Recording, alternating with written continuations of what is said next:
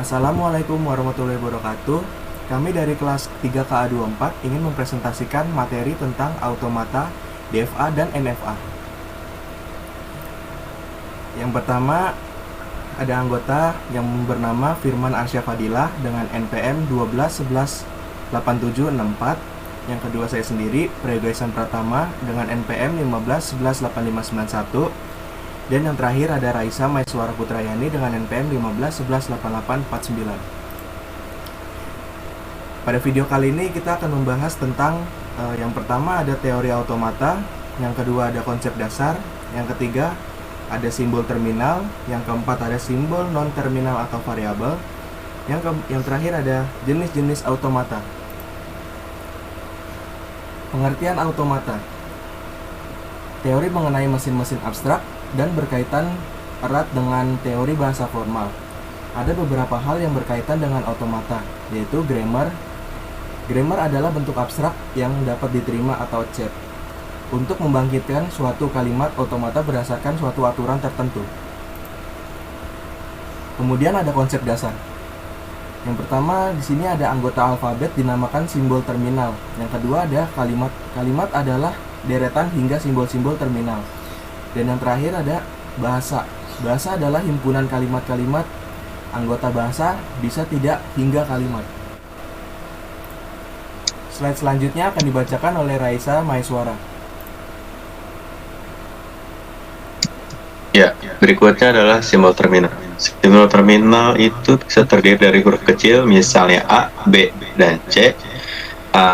Simbol operator misalnya plus, min, ataupun tanda kali atau asterik.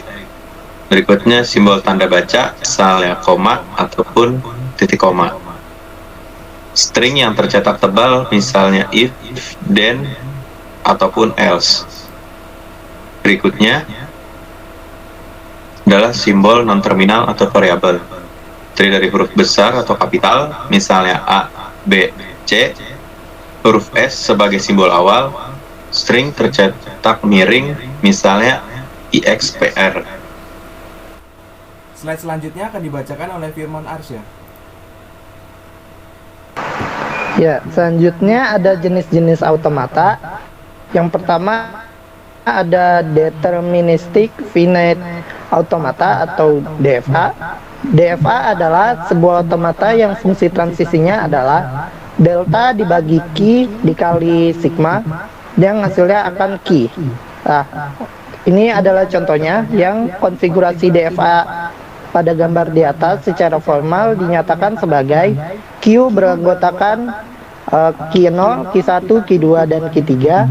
Sedangkan sigmanya ada 0 dan 1, distartkan oleh Q0 dan finishnya juga Q0.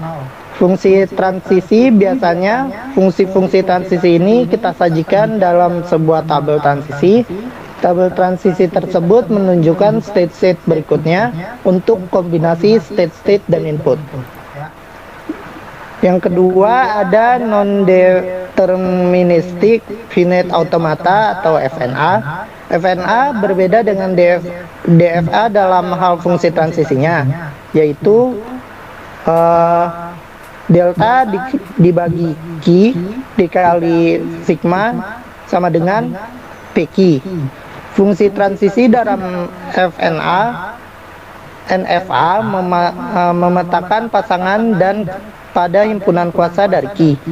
Fungsi transisi yang didefinisikan seperti ini memungkinkan state yang lain.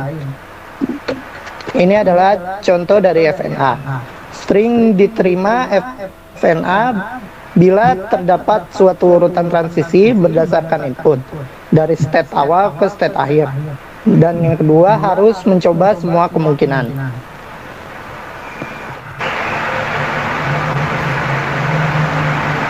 Oke, sekian presentasi dari kelompok kita tentang automata dan DFA dan NFA.